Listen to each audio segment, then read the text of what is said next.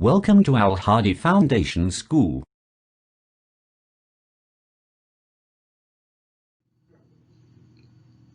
Bismillahirrahmanirrahim. Assalamu alaikum dear students. Students, today we are going to start our maths lecture from chapter number 13, Geometrical Constructions. On book page number 159. Chapter number 13 आज start करेंगे geometrical construction. तो सबसे पहले देखेंगे कि इस unit के learning outcomes क्या हैं। In this unit students will learn, इस यूनिट में स्टूडेंट्स सीखेंगे how to bisect a line segment, कि कैसे एक लाइन सेगमेंट को बाइसेक्ट किया जा सकता है। ठीक है, कैसे एक लाइन सेगमेंट को बाइसेक्ट करते हैं, how to bisect an angle, और कैसे एक एंगल को बाइसेक्ट किया जाता है, यानी लाइन सेगमेंट और एंगल दोनों की बाइसेक्शन कैसे होती है। How to construct a perpendicular to the given line, और कैसे कोई भी एक लाइन गिवन हो तो उसके ऊपर परपेंडिकुलर हम कैसे कंस्ट्रक्ट कर सकते हैं। ठीक है, किसी भी लाइन के ऊपर हम परपेंडिकुलर कैसे ड्रॉ कर सकते हैं, ये इस यूनिट के लर्निंग आउटकम में है।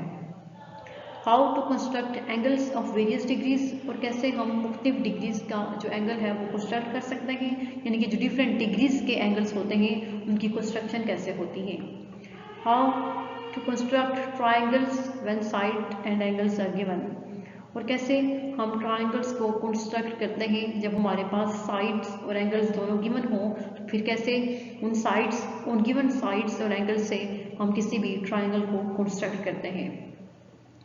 सबसे पहले ये लर्निंग आउटकम्स थे। अब देखिए मैथ्स फ्लैश। तो मैथ्स फ्लैश क्या है। Which instrument would you use to construct an angle, के एक एंगल को कंस्ट्रक्ट करने के लिए आप कौन सा इंस्ट्रूमेंट यूज करते हैं।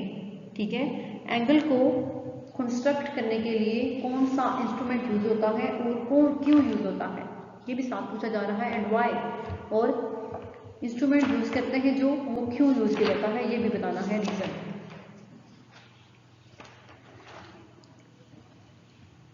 What is the difference between a line and line segment, इसके बाद एक लाइन में और लाइन सेगमेंट में डिफरेंस क्या होता है। ठीक है, लाइन और लाइन सेगमेंट में क्या डिफरेंस होगा। नेक्स्ट है what are perpendicular and parallel lines, parallel lines क्या है और परपेंडिकुलर लाइंस क्या है। ठीक है, पैरेलल लाइंस क्या है और परपेंडिकुलर लाइंस क्या है। तो ऑप्शन 1 जो है कि किसी भी एंगल को कंस्ट्रक्ट करने के लिए यूज किया जाता है कंपास को। ठीक है, एंड वाई का आंसर जब आप इसको कंस्ट्रक्ट करेंगे तो फिर पता चलेगा आपको कि क्यों यूज किया जाता है। और लाइन सेगमेंट और लाइन के में डिफरेंस क्या होता है। ठीक है, एक लाइन जो होती है उसकी स्ट्रेट होती है, लाइन सेगमेंट भी स्ट्रेट है, लेकिन लाइन सेगमेंट का जो एंड होता है वो हमें पता होता है कि उसकी लाइन सेगमेंट का एंड क्या है, लेकिन लाइन का हमें एंडिंग पॉइंट पता नहीं होता। नेक्स्ट है what are perpendicular and parallel lines. तो परपेंडिकुलर और पैरेलल लाइंस का कॉन्सेप्ट तो आपको पहले से है कि परपेंडिकुलर लाइंस क्या होती हैं और पैरेलल लाइंस क्या होती हैं। परपेंडिकुलर लाइंस जो है वो आपस में एक दूसरे के साथ 90 डिग्री का एंगल बनाती हैं। ठीक है, और दूसरे के ऑपोजिट होती है। और पैरेलल लाइंस जो है वो कभी भी एक दूसरे के साथ इंटरसेक्ट नहीं कर सकती, और इन दोनों के बीच में जो डिफरेंस होता है, डिस्टेंस होता है, वो सेम रहता है। In this chapter we will use geometric properties of figures to construct geometrical figures using a ruler and a pair of compass। तो इस चैप्टर में हम ज्योमेट्रिक प्रॉपर्टीज के डिफरेंट जो हमारे पास फिगर्स हैं, डिफरेंट ज्योमेट्रिक फिगर्स हैं, ठीक है, उनको कैसे यूज करके ज्योमेट्रिक फिगर्स को हम कैसे कंस्ट्रक्ट करते हैं। जो हमारे पास ज्योमेट्रिकल जो फिगर्स होती हैं जैसे कि रूलर्स हैं और पेयर ऑफ कंपासेस हैं, इनको यूज करते हुए हम कैसे किसी भी ज्योमेट्रिक फिगर को कंस्ट्रक्ट कैसे कर सकते हैं। देखिए जैसे है बाइसेक्टिंग अ लाइन सेगमेंट, कि कैसे एक लाइन सेगमेंट को बाइसेक्ट किया जाता है। ठीक है, let A B given line segment. सबसे पहले लेट किया गया है कि ए बी क्या है, कोई भी एक गिवन लाइन सेगमेंट है। It is required to find a point N on it. तो ये सबसे जो पहला काम है वो ये है कि उस लाइन सेगमेंट ए बी पे हम एक पॉइंट एन फाइंड करें, जो उसके मिड पॉइंट होगा, वो एन उसका मिड पॉइंट होगा। It so that A N is equal to N B, यानी कि ए एन का जो डिस्टेंस होगा और एन बी का जो डिस्टेंस होगा वो दोनों आपस में इक्वल होनी चाहिए। पॉइंट एन लेने के बाद ए एन का डिस्टेंस और एन बी का डिस्टेंस, यानी दोनों के मेजरमेंट्स सेम होने चाहिए। In other words we need to bisect A B. दूसरे अल्फाज में हमें फिर ज़रूरत होगी कि हम ए बी को कैसे बाइसेक्ट कर सकते हैं। सबसे पहले ए बी के जो मिड पॉइंट है, ठीक है, उसको एन का नाम दें और उन दोनों साइड्स का जो मेजरमेंट्स हैं वो सेम होने चाहिए। इसके बाद ए बी को बाइसेक्ट करने की ज़रूरत पड़ेगी।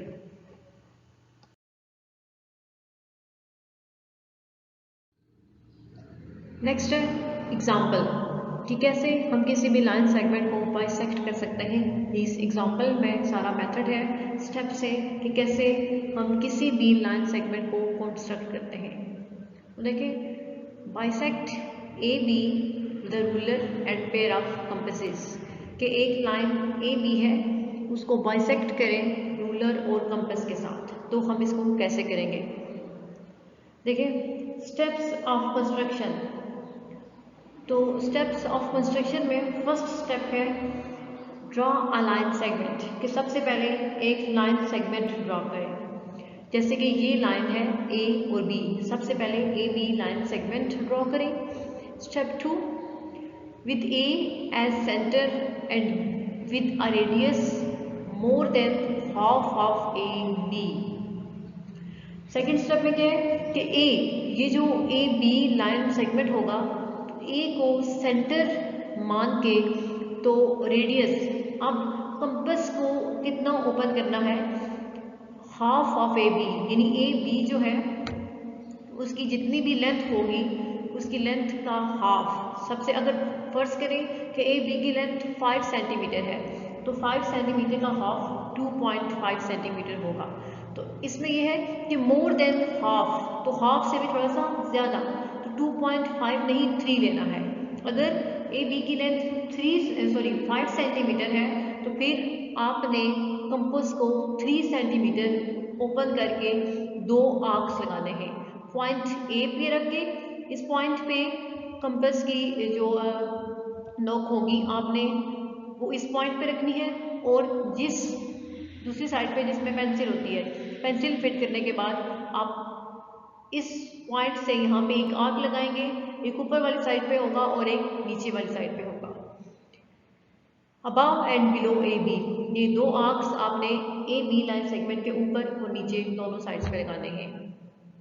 ठीक है, सबसे पहले line segment A B draw करें। उसके बाद जो पॉइंट ए है उसको सेंटर मान के तो जितनी भी ए बी की लेंथ होगी उसके हाफ से भी थोड़ा सा ज़्यादा कंपास को ओपन करना है, और पॉइंट ए को सेंटर मान के ए और बी लाइन सेगमेंट के ऊपर और नीचे 2 आर्क्स ड्रॉ करने हैं। नेक्स्ट स्टेप 3 है with B as centre and the same radius. अब पॉइंट ए से तो हमने 2 आर्क्स लगा लिए, फिर बाद में पॉइंट बी, इस पॉइंट बी को सेंटर मान के तो इसी तरह 2 आर्क्स उसी डिस्टेंस, कंपास को उतना ही ओपन करना है, जस्ट अब पॉइंट बी को सेंटर मान के तो इसी तरह लाइन सेगमेंट के ऊपर और नीचे जो है 2 आर्क्स ड्रॉ करने हैं, जो कि पहले वाले आर्क्स को कट करने चाहिए। जैसे कि अगर हमने पॉइंट ए से ये लगाया है आर्क, तो पॉइंट बी से जो आर्क लगा है वो दोनों आपस में कट कर रहे हैं। ठीक है, draw 2 more arcs to cut the previous arcs at L and M, और जिस पॉइंट पे वो दोनों आर्क्स आपस में एक दूसरे को कट करेंगे उसको एल और एम का नाम दे दिया। स्टेप 4 है join element intersecting A B at N. इसके बाद एल और एम, यानी जिस पॉइंट पे दोनों आर्क्स आपस में इंटरसेक्ट करेंगे, ठीक है, या कट करेंगे, उस पॉइंट से सीधी लाइन लगानी है और एल और एम पॉइंट को ज्वाइन करना है। ठीक है, और फिर एल और एम जो है वो ए बी को पॉइंट एन, यानी कि एन पॉइंट पे इंटरसेक्ट करेंगे। जिस पॉइंट पे एल और एम लाइन सेगमेंट जो है ए बी को कट करेगी वो पॉइंट एम होगा। स्टेप 5 क्या है, measure A N and N B. तो फिर क्या करें, कि ए एन, यानी पहले ए से एन तक लेंथ मेजर करें और इसके बाद एन से बी तक लेंथ मेजर करें। तो क्या ए एन जो है वो बी एन के इक्वल होगा? तो अगर ए एन एंड बी के इक्वल है तो इट्स मीन्स हमने इस लाइन सेगमेंट ए बी को बाइसेक्ट कर लिया है। बाइसेक्ट मीन्स तोड़ना, यानी कि एक लाइन सेगमेंट को दो पार्ट्स में, दो इक्वल पार्ट्स में डिवाइड करना। ठीक है, अगर दोनों की लेंथ जो है वो सेम हुई तो इट्स मीन्स कि जो हमने बाइसेक्शन की है वो ठीक है। L M bisects the line segment A B at N. तो एल एम जो है वो ए बी लाइन सेगमेंट को बाइसेक्ट करेंगे पॉइंट एन पे। तो ये था बाइसेक्शन ऑफ लाइन सेगमेंट कि कैसे हम लाइन सेगमेंट को बाइसेक्ट कर सकते हैं। अब सेकंड है बाइसेक्टिंग एन एंगल, कि अब हम एंगल को कैसे बाइसेक्ट करेंगे।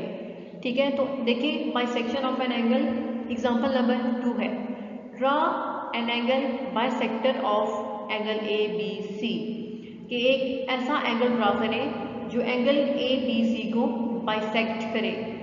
ठीक है, तो स्टेप्स ऑफ कंस्ट्रक्शन में सबसे पहला जो स्टेप नंबर 1 है वो है draw angle A B C, कि सबसे पहले angle A B C draw करें। उस एंगल के साइज का हमें नहीं बताया गया कि कितने साइज का एंगल ड्रा करना है, तो अपनी मर्जी से किसी भी साइज का एंगल ड्रॉ करें जिसको ए बी और सी का नाम दें। स्टेप 2 है with the vertex B as centre and with a suitable radius kiss and B. ठीक है, ये एंगल ए बी सी होगा तो बी इसका वर्टेक्स है, क्योंकि यहाँ पे लाइन सेगमेंट ए बी और बी सी दोनों आपस में इंटरसेक्ट कर रही हैं, तो बी वर्टेक्स है। तो वर्टेक्स पॉइंट को सेंटर मान के तो सूटेबल रेडियस यानी मुनासिब से आपने कंपास को खोलना है। Draw an arc to cut the arms B A, तो एक ऐसी आर्क ड्रा करना है। ठीक है, draw an arc to cut the arms B A and B C.